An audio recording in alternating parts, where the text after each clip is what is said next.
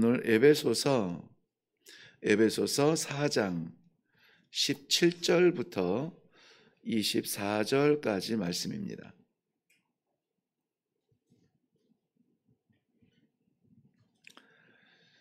다음 주 월요일부터 시작되는 9월과 10월 우리 묵상하는 큐티인이 준비되어져 있습니다.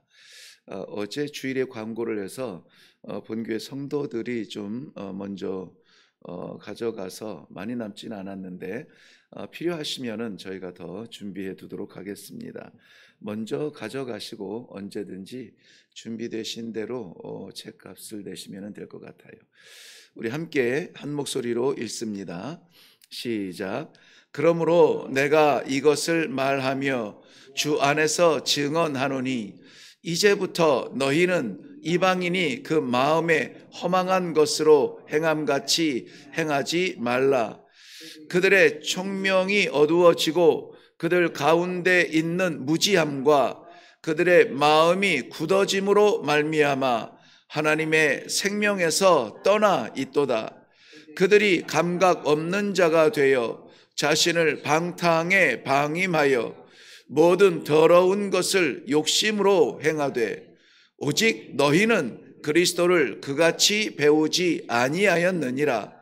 진리가 예수 안에 있는 것 같이 너희가 참으로 그에게서 듣고 또한 그 안에서 가르침을 받았을진데 너희는 유혹의 욕심을 따라 썩어져 가는 구습을 따르는 옛사람을 벗어 버리고 오직 너희의 심령이 새롭게 되어 하나님을 따라 의와 진리의 거룩함으로 지으심을 받은 새 사람을 입으라. 아멘. 우리 말씀 대하기 전에 먼저 기도하겠습니다.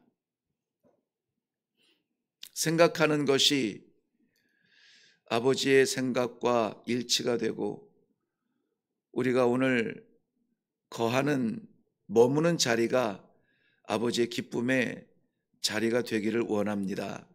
무슨 말을 하든지 무슨 일을 하든지 아버지의 마음과 일치가 되어서 오늘도 정말 복된 삶, 하늘의 복이 부어지는 삶, 그로 인하여서 감사와 찬송이 넘치는 삶. 하나님 오늘도 나를 기억하셨군요. 하나님 오늘도 나를 인도하셨군요. 하나님 오늘도 나를 사용하셨군요. 간증이 있는 귀한 하루가 되게 하여 주시옵소서. 이 아침에 말씀하여 주심을 인하여 감사드리고 예수님의 이름으로 기도하옵나이다. 아멘. 네, 오늘 우리 잘 아는 말씀이죠.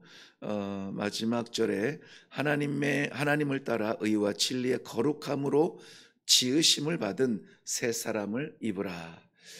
오늘 본문 17절부터 24절까지의 말씀을 간략하게 소제목으로 정한 것도 옛사람과 새 사람입니다. 옛사람은 무엇이고 새 사람은 무엇일까? 우리 너무나 잘 아는데요. 그런데 중요한 것은 옛사람을 벗어버리고 새 사람을 입으라 이렇게 말씀하십니다. 옛사람을 벗고 새 사람을 입는다. 마치 무슨 의복을 벗고 입는 것처럼 말씀을 하고 있는데요. 성경에서도 의복을 벗고 입는 것을 우리 삶의 어떠한 그 모양으로 말씀하실 때에 이해하지 못하는 우리가 옛사람과 새사람의 구별이 분명하지 못한 우리가 분명하게 깨달을 수 있도록 주시는 예인데요. 옛사람을 벗고 새사람을 입으라는 것은 먼저는 신분의 변화를 이야기합니다. 신분의 변화, 더 이상 우리가 옛사람이 아니라 새사람이라는 신분이죠.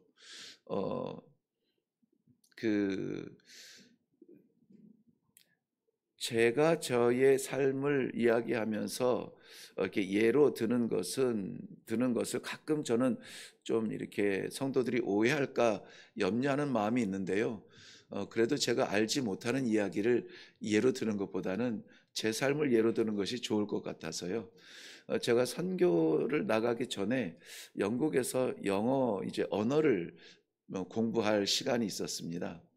한국에 있을 때는 제가 좀 어려서부터 이렇게 긴장하고 눈치 보고 막 규제 안에 있는 그런 삶을 살고 있어서 성인이 되어서 어느 날 그 삼촌이 자기가 타던 차를 저에게 주셨어요.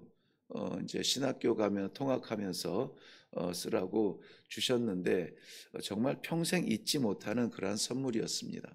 왜냐하면 나만의 공간이 생긴 거예요. 그래서 그때부터 서투른 운전이지만 운전하는 것을 굉장히 좋아했습니다.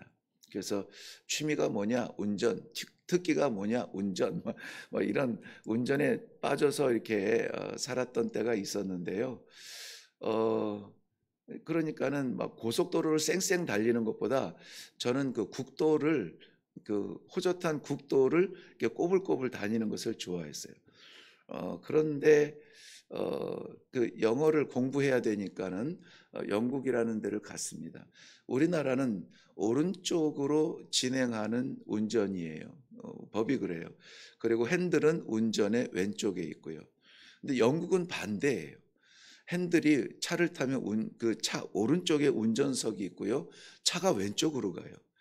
그러니까는 한국에서 즐기던 운전대로 하다 보면은 큰일 나는 거죠. 근데 나도 조심하겠다고 하지만은 한국의 습관 따라서 막 뭐 차들이 많은 길을 다닐 때는 뭐 큰 문제가 없어요. 따라가면 되니까.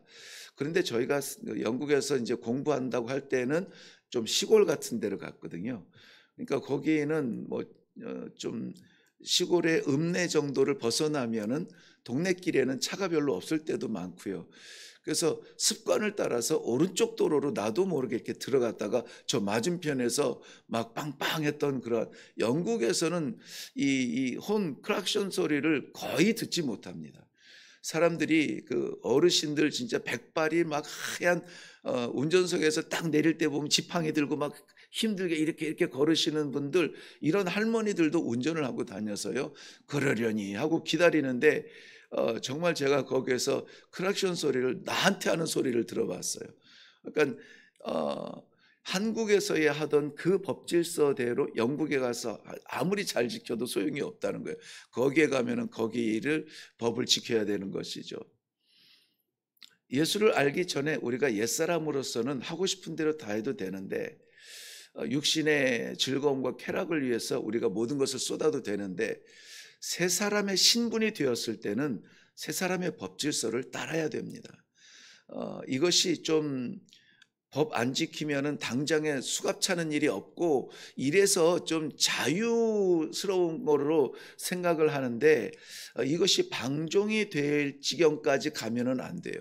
무슨 말씀이냐면 예수 그리스도의 십자가 보혈로 말미암아 죄인된 죽음의 길에서 우리가 새 사람, 새 생명, 새 소망을 가지고 이제는 땅을 향해서 자꾸 땅이 나를 불러 하면서 이 연세가 들면서 구부러지는 것이 아니라 하나님께로 나아가는 길이 가까워진 이 소망을 가지고, 천국 소망을 가지고 살아가는 그러한 새로운 사람이 되었단 말이죠.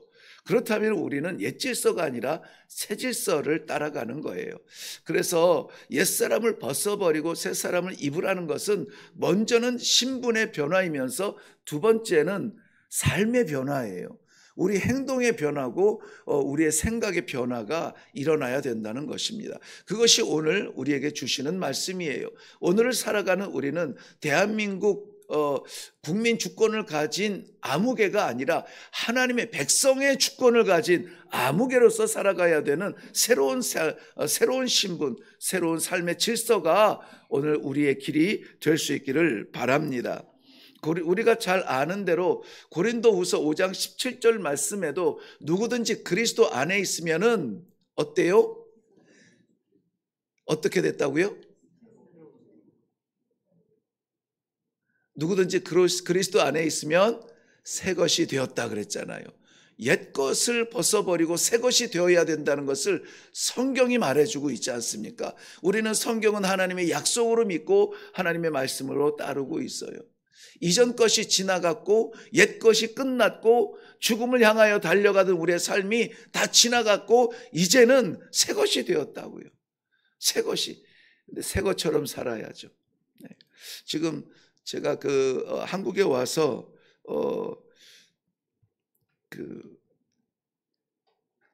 아닙니다. 그건 지나가겠습니다. 네. 욕심을 버려야 돼요. 저 욕심이 자꾸 생겨서 큰일입니다. 근데 오늘 옛사람과 새사람의 구별을 좀 나누기를 원하는데요.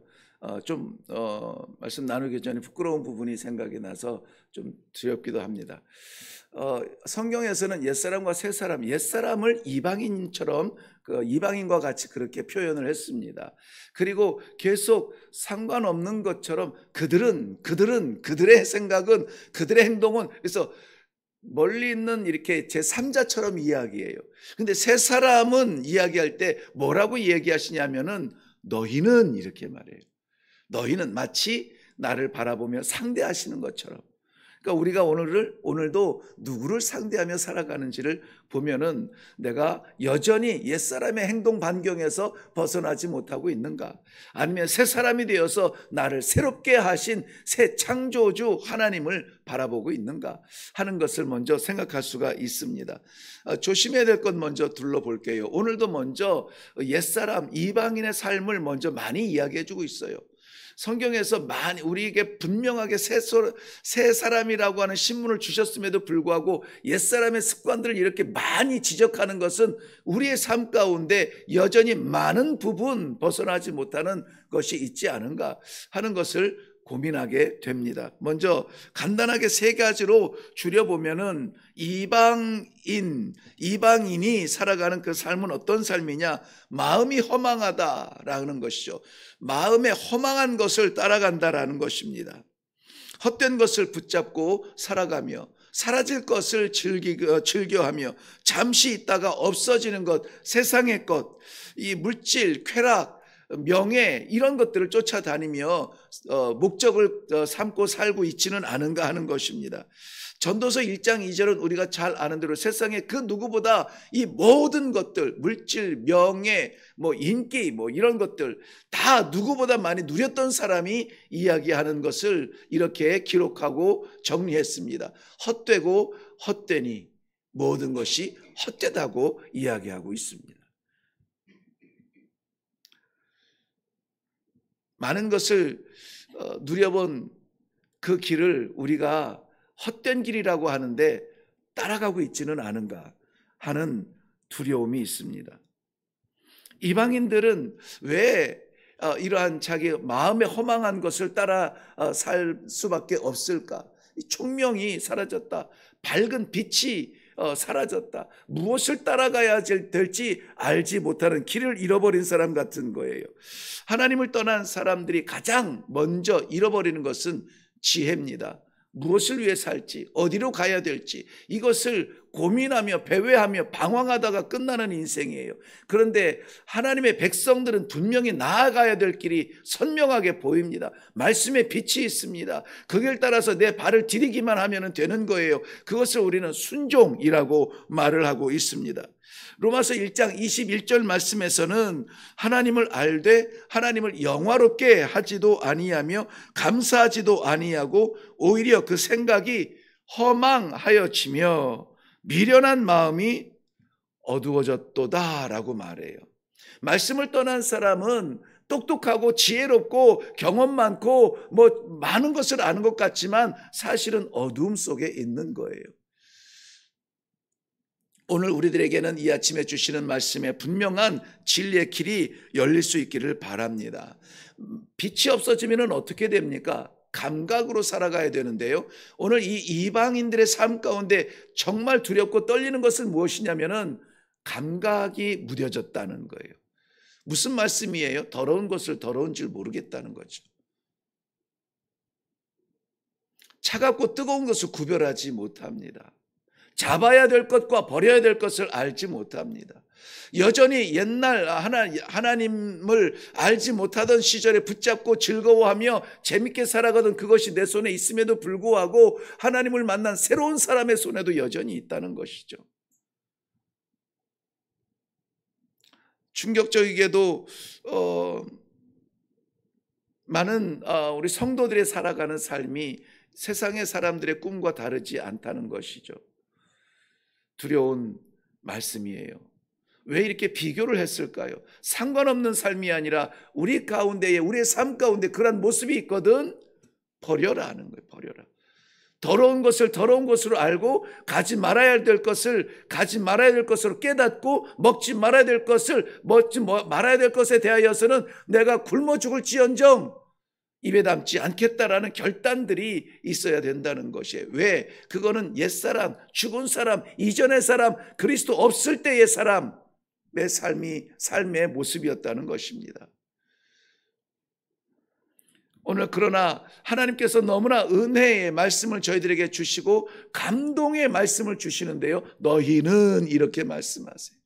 너희는 이 아침에 말씀 앞에 부르시고 이 아침에 하나님과 소통하기를 원하시는 그러한 마음을 우리에게 허락하여 주신 우리 아버지께서 너희는 이렇게 말씀하시잖아요. 바울 사도의 관계라고 생각하지 않아요. 하나님께서 바울 사도의 그 뜨거운 심령을 통하여서 아버지의 마음을 오늘 우리에게 보여주세요. 너희는 깜짝 놀라 아버지를 바라보게 되는 것이죠. 오늘 20절, 21절 말씀에는 우리를 부르신 새롭게 부르신 아버지의 기대를 담고 있습니다.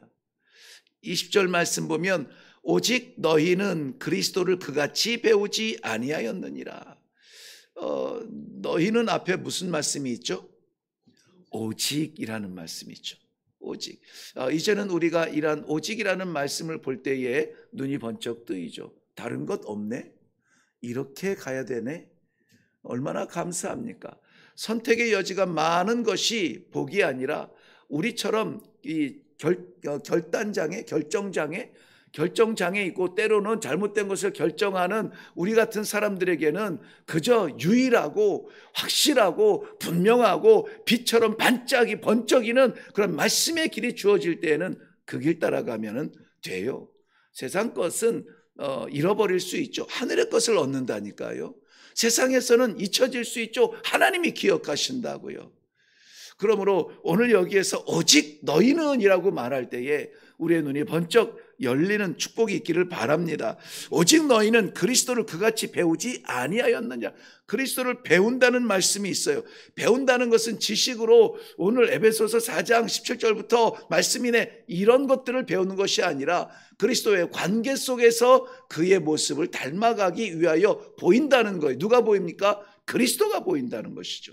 어디에? 우리의 삶 가운데 보인다는 거예요. 주님이라면 어떻게 했을까? 주님이라면 무슨 생각을 했을까? 주님이라면 어떤 결론을 했을까? 주님이라면 어떻게 대응했을까? 주님이라면 어떤 용어를 썼을까?